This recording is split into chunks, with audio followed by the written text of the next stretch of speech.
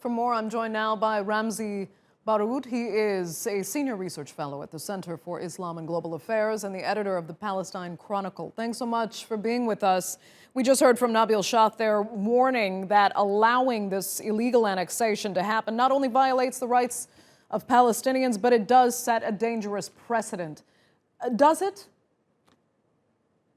Well, of course it does. I'm just slightly surprised that that Nabil Shah is coming to this realization now. I mean, this has been going on for over 20 years.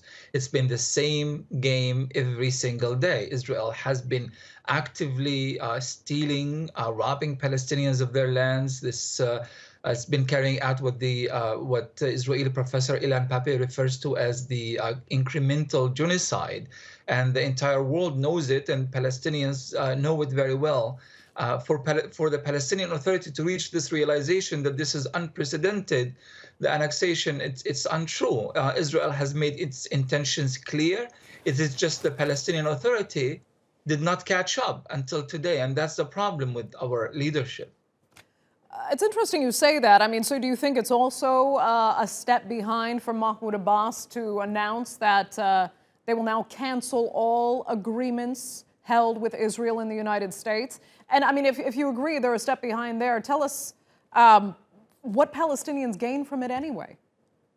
Well, I think before we even agree or disagree with our step behind, and yes, it is a step behind, is the fact that the agreements don't exist practically on the ground. They do not exist.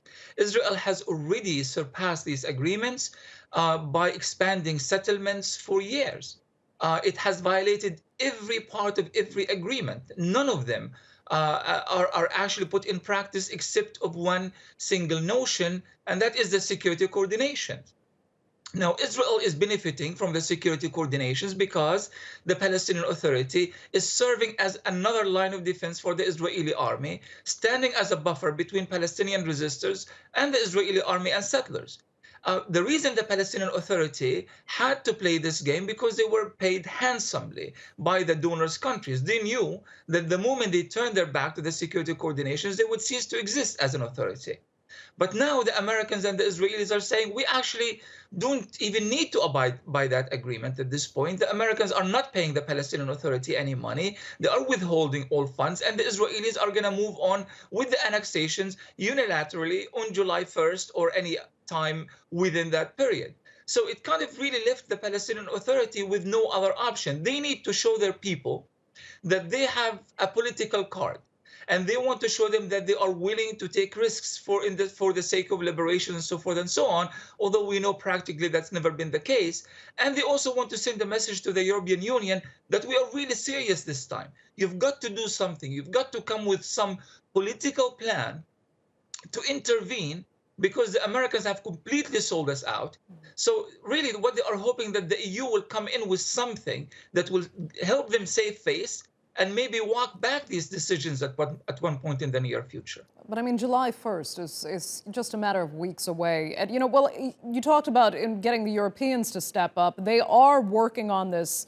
It's called a joint action of prevention and reprisal if Israel does move forward with these annexation plans.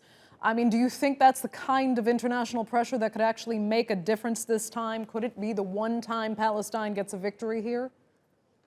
I really, really want to be an optimist and say yes. But as historians and political analysts, we look at the past and we look at previous initiatives taken by these guys. And, every single time they have failed the Palestinians.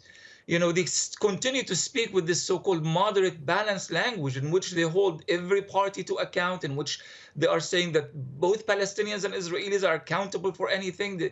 They refuse to condemn Israel squarely. And if they do, with very cautious language, mind you, they never follow that with any concrete action.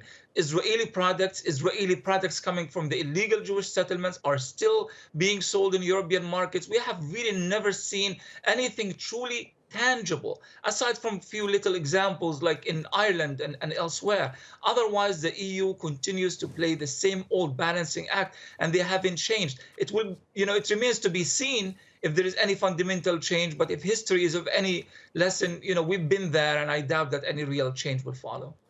Ramzy Baroud. Thank you so much for being with us. We appreciate it.